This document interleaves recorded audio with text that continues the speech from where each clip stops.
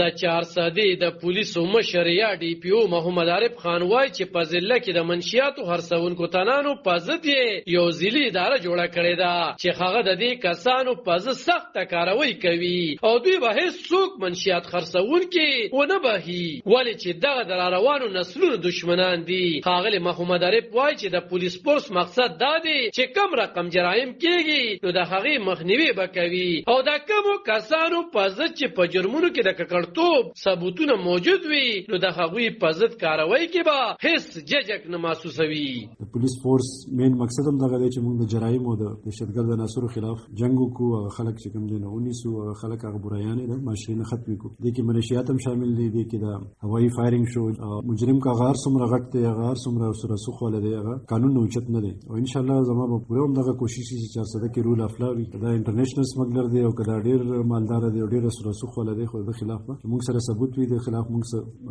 ریکوري کړی وي نو موږ د خلاف صحیح قانوني کاروایی کوو. ښاغلی ډي پی او زیاته کړه چې باید د منشیاتو خرڅونکو په باره کې دی عام ولس پولیسو ته معلومات ورکړي او د هغوی نوم به پټ ساتل کېږي. دا اوس 400 کې حالیه چې کوم واقعیت شوي دي د دهشتګردۍ کوم چې زموږ پولیس فورس ډېر زیاتې قربانۍ ورکړي نو دې حوالې سره زه انشاءالله د 400 عوامو نه تمه ساتم چې هغوی به ټول پولیس مورال لاندې کوي نه بلکې هغه به نور مضبوطوي او دې کې موږ ته همدغه د عوامو نه د انفارمیشن د